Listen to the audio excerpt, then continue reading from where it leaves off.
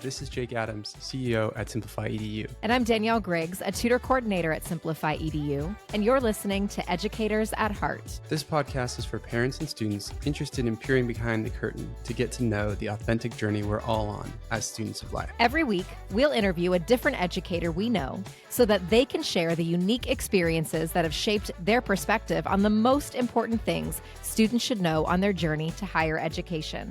Let's get started.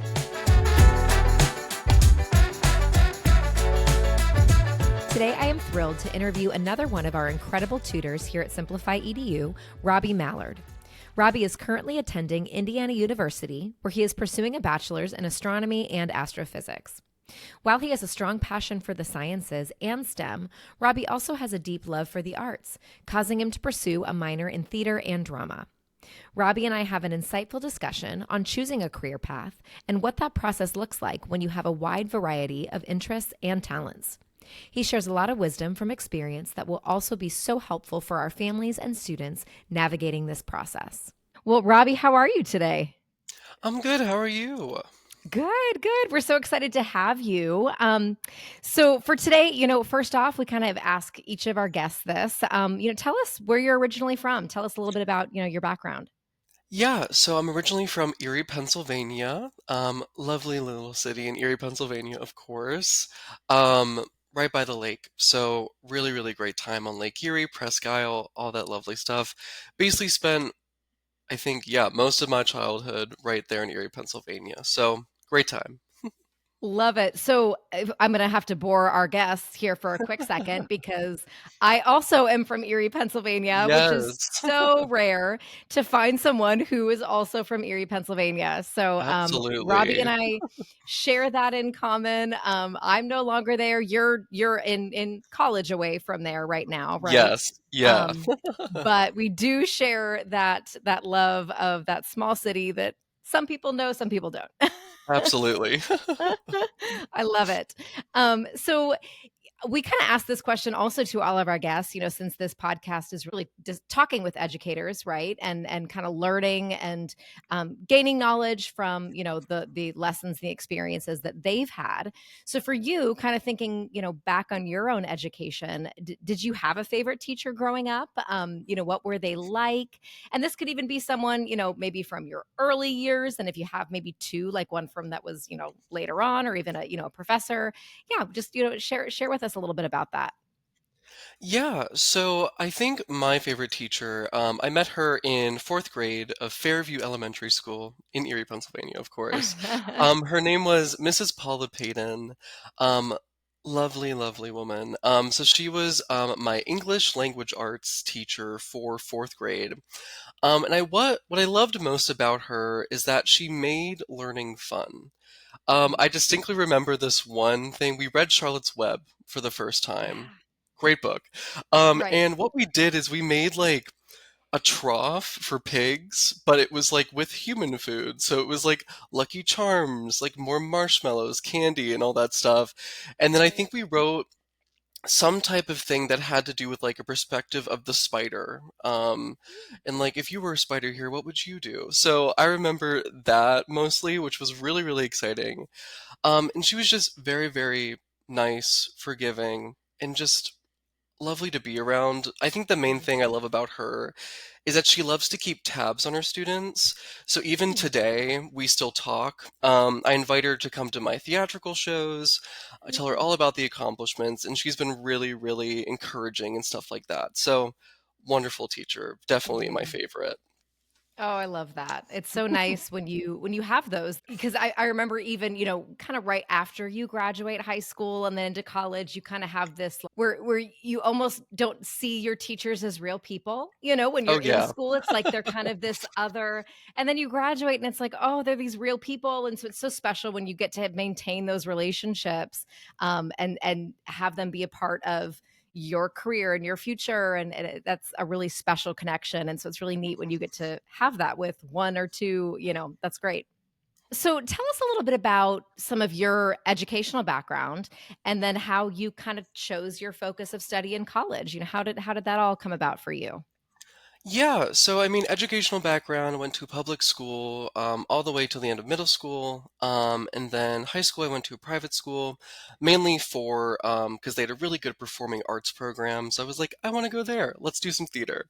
Yeah. And then, of course, came college and all that fun stuff. So basically, educational background wise, right now, I'm mostly in the STEM field. I'm Mm. studying astronomy and astrophysics with a minor in math. And then, of course, to satisfy my inner theater kid, I had to do something with theater because that's something I Right. never want to let go of course. So I'm also doing a minor in theater. And Wonderful. what it's a great time. It's really great. I gotta have some fun things to go along with the STEM because it can get a little bit hard sometimes. But Yeah. what made me choose astrophysics was I remember when I was little, I went to this planetarium with my grandmother, and I remember the Big Bang happening on the screen, and I Yeah. was like really like transfixed, fascinated, stuff like that. And I was like, I want to learn more about that. So Mhm. that's kind of where we are now. I'm finishing what little me dreamed about, basically. I'm starting that path and hopefully finishing it, right? To Yeah, do how cool. space, stuff like that. So that's kind of where we are right now. Yeah.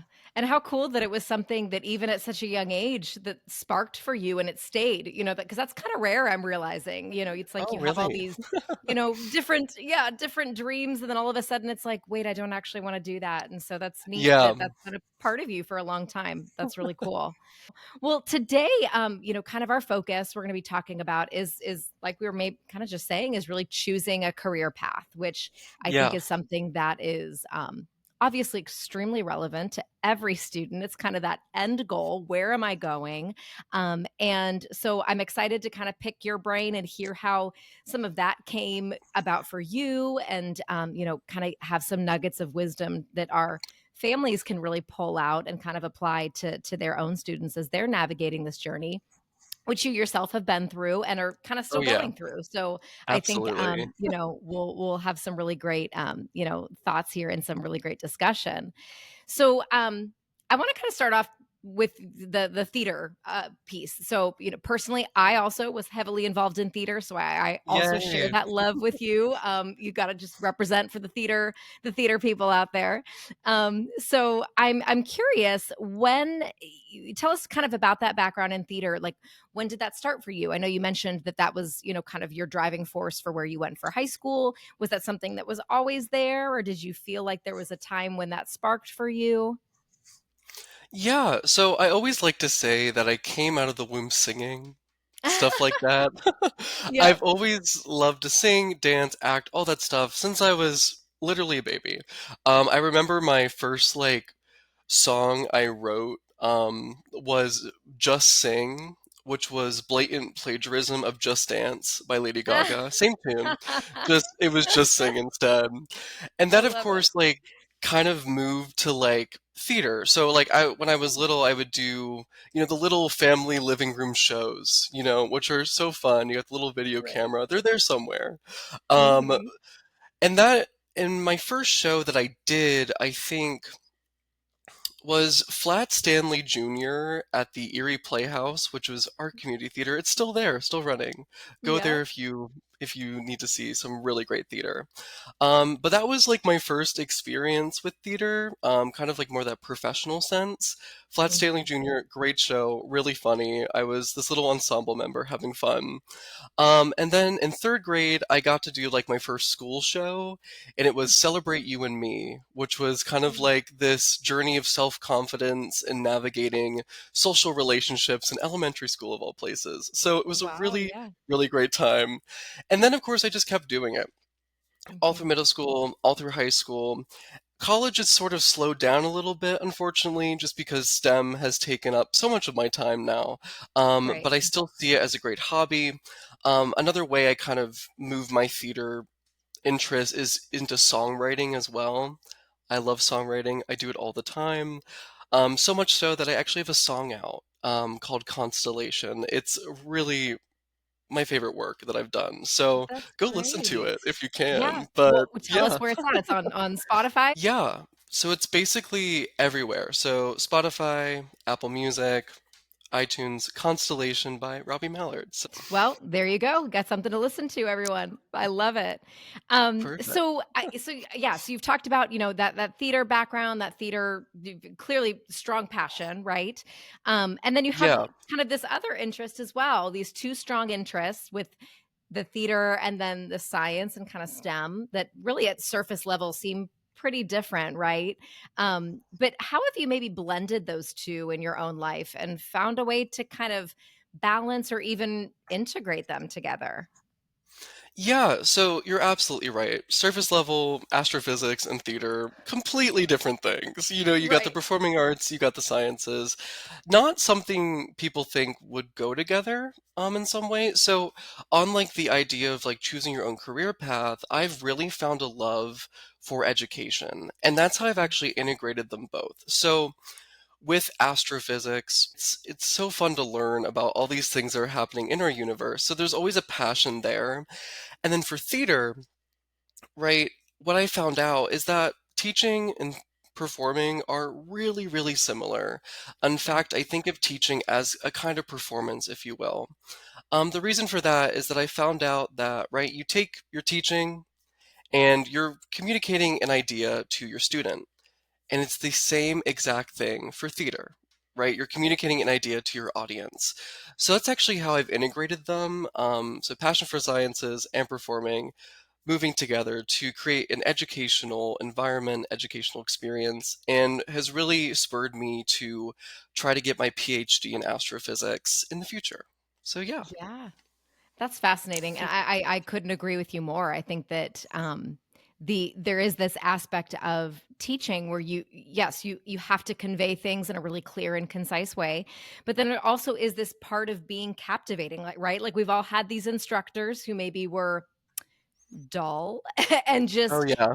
you glaze over because it's hard to, but if you have a Yeah. teacher that has almost that theatrics to it that really captivates your attention as an audience member, as a student, it makes a huge difference. So I love to hear you put that together because I so agree. Thank you. Yeah, it's something that kind of clicked for me like maybe 2 years ago, and I was like, wait a minute, these are really similar, and now I Yeah. want to do them. So yeah. Yeah. I love it. So you also have mentioned that you have a strong interest in like public outreach and community education within like the sciences specifically. So can you tell us about where that interest came from and kind of the value that you see in this type of work? Yeah, so again, it stems from theater. A lot of things about me stem from theater, which is really Yeah. exciting. But again, it's kind of a performance in an aspect, but this time it's more about getting to spread all the good news that's happening in science to the community. The Mhm. reason I love it is because I get to tell people about what I love to do. And I Yeah. think when you really find something, you want to tell everyone about it. So Mhm. that's kind of like the personal aspect. But the real value of it, I think, is that science is really hard to understand. Mm. If you're not studying it, if you don't know all the inner workings, you're probably like, what is going on? Like, Right. yeah, so it's really hard. So there's a value in being able to make it into digestible material Mhm. that people can understand without any prior background. And what's really great about that is the public needs to know about science. Yeah. Science is everywhere, literally Mhm. everywhere. And so it's really important to me that people know what's going on, why it's going on, and if it's an issue, how they can fix it. So, for example, climate Yeah. change, right? We talk Right. about that all the time. And I do, when we were talking about like the eclipses and stuff that came through April 8th, 2024, lovely time, Yeah.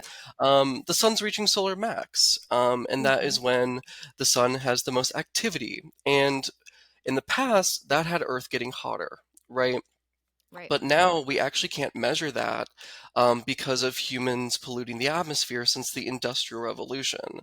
Right. So if it's a problem, we need to fix it somehow. And if we can get a lot of people to understand why and how to fix it, Mhm. mission accomplished, basically. Yeah. So that's why I love the community outreach and public education. One other thing is inspiration. As a little kid, right, in that planetarium, I was like, oh my gosh, I'm inspired to do this. In theater, Yeah. I try to inspire other people to do theater. So that's kind of the same thing I have is I want to inspire the people I'm talking to maybe get a little bit more into science, get more into astronomy and stuff like that. So it's a really, Yeah. really great time whenever I get to do it. Yeah, that's excellent. I love to hear you say that that's you see that fitting together and the importance of that approachability because I think that with knowledge obviously comes understanding but kind of comes like this idea of making things your own as well. I think that when people don't understand something they kind of are at arm's reach and so it's I think really vital like you said with some important things that are around us and understanding these important things that are going on in our world, it comes with knowledge of what is happening and what is going on around us. And so I love that, passion for making things approachable for people to really be able to grasp and understand. What are some things that you've maybe found helpful in navigating this idea of choosing a career path? When you seem to have so many different interests, like you mentioned, especially ones that like we said at face value, don't necessarily seem to fit together. Like, how have you been able to hone in on what you really want to move forward with when you have all these things that it seems like you have a lot of talents and a lot of passions and you could really go any way? Like, how have you been able to hone that and focus it to really choose that career path? Yeah, so for things that kind of have helped me, it's kind of been comparisons to what other people have done. Yeah. Like seeing what people have done with their skills, where they're going, has really helped me kind of like figure out like what would be the best place for me. Yeah. Another thing is just figuring out, right, what I love to do. And I Yeah. think I found a special place in that in education, through experiences of public outreach, through tutoring with you guys. So it's been a Yeah. really, really great time figuring out like what I need to do, what do I enjoy the most, and what have other people have done, and how can I either improve on that and make it Yeah. my own path, if that makes sense. And I think what's helped me hone in on that has been, again, finding that passion for education, for the sciences, stuff like that. Mhm. Yeah, that's excellent. What would you say are maybe some ways that you've seen like theater and the skills that you've kind of learned there help you in your career path in astronomy and the sciences? I know you've mentioned a couple, but maybe, kind of fleshing that out for us. How have you seen that, propel that career for you? Yeah, so I think one thing that was really important to me was building up that confidence. I didn't used to Mhm. have it a lot when I was a little kid. I really wasn't confident in myself, my performance, stuff like that. So, getting to do a lot of theater, getting to interact with people in theater, and of course, just looking in at myself more through performing arts, I've gained a lot more perspective about who I am and maybe and gotten more proud of myself, really. And so the Yeah. confidence has really helped me. And that has basically drifted over to being able to talk to people, to network, to connect, to be approachable. Yeah. Because, right, you don't want to exude too much confidence that you're unapproachable, but you Right. also don't want to have no confidence in where people might not trust what you're saying, right? Yeah. So I think I found that happy medium of like, I'm confident in this. I love to do this. Let me tell you about it. And I Hmm. think that's been one of the main things that has really helped me transition into academics, education, stuff like that. Along with, again, right, communicating that idea to the audience, inspiring people, making it fun, captivating, like you said before. So, yeah. Hmm.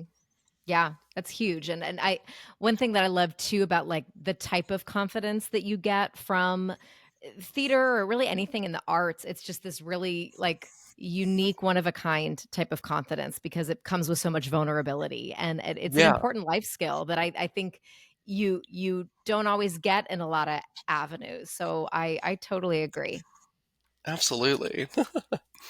So, for our parents who are out there who are listening, what would you say are maybe some ways that you can think of that they can kind of help support their students when they are navigating this pretty heavy decision of what career path to follow when maybe they find themselves having many passions or interests that don't seem to exactly align together?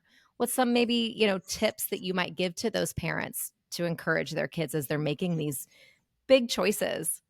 Yeah. So, parents, I think number one is that you have time. right? Mm. I know that it goes really, really fast, but in the grand scheme of things, 2 to 3 years or even a year itself is quite a bit of time to figure out what you want to do. And I think second is with these very different interests, for example, me having astrophysics and theater, Mhm. you got to encourage your children to pursue both.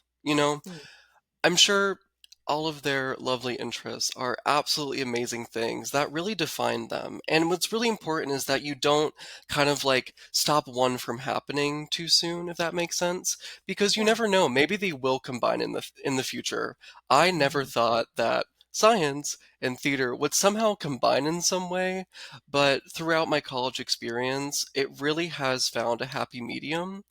Yeah. So I would say really, really encourage your children to keep pursuing any interest they have at full force, full passion, all the time. And then really, it'll come down to it is what it is. And it may be a happy medium, it may not, and both are really okay. So definitely, I think encouragement and realizing you have time are the best versions of those. Yeah, that's great. That's so helpful. So before we start to kind of wrap up here, Yeah, one thing that we love to really ask all of our guests is talking about these, big life lessons that we've all learned and kind of being able to really glean from our guests and from the other educators that we'll have on the show, what they learned and how can we apply that. We're going to call our simplified lessons, if you will.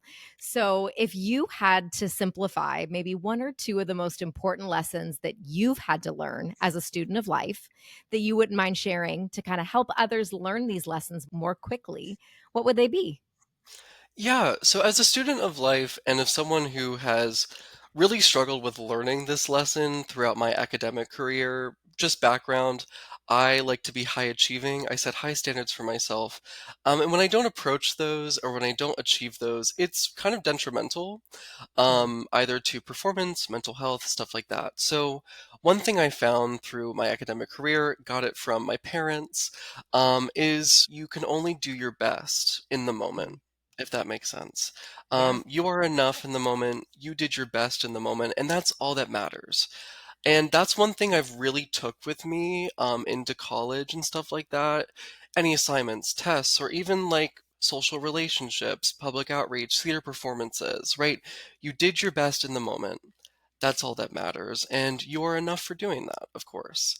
You're enough all Mhm. the time, actually. But, right, doing your best in the moment, that's really the one thing that I've learned, and I tell almost everyone about it when they're struggling with academics. I said, "Did you do your best?" Yes. Perfect. It's done. It's over. And you did great. So, yeah, Mhm. that's my simplified lesson. I love it. That's great. It's such a great little piece of wisdom to hang on to. So, well, thank you so much, Robbie. So, I do have to ask you one more question before you go. This Of is a course. personal question of mine. So, since we share this love of theater, would love to know what's your favorite show you've ever been a part of? Oh my gosh, I love Anastasia the musical. Oh yeah. I got to do it in high school. It was my senior show in high school. I got to play the villain of it, which was like this Yes. Russian soldier, and it was Yep. so fun to do. One of my favorite roles I've ever done. Oh, so good. Really, really great show. What's I love yours? it. I Oh, have to know it's what I yours know, is. I know. I would say mine is a tie. The 2 shows that I did, also were in high school. My 2 favorite that I've ever done were, Fiddler on the Roof, Oh, great one. and it's all time, and then Into the Woods. That was my senior show. I I got love to It do to the Woods. got to do The Yes. Baker's Wife, and it was Oh one of my my gosh. absolute favorite. I mean, I think back on that time actually a lot still, all these years later. Great. That's So, a great role. I it is. Wonderful show. Sondheim did such a good job with that. Oh my gosh. Right. Oh my goodness. Well, thank you so much, and thanks everyone for letting us just talk a little bit of theater here. Hopefully, some of you enjoyed that. But Robbie, it was so great having you on today. I think you shared so many wonderful nuggets of wisdom that I think are just going to be so helpful. Because, like I said, this is such a tricky thing to navigate, that idea of choosing what is going to be your path and what do I hone in on and how do I balance all these things. And I think you've done it so beautifully and you put it into words so beautifully for all of us. And so thank you for sharing all that today. Of course, thank you for having me. It's a really great time just to like share my passion and maybe inspire other people to, get into science, get into theater, and of course combine their very different passions into some happy medium. So again, thank you so much for helping me share that today. Absolutely. Thanks so much for listening. If you enjoyed this episode, please leave us a review wherever you get your podcasts. And don't forget to subscribe to our show for future episodes. See you next time.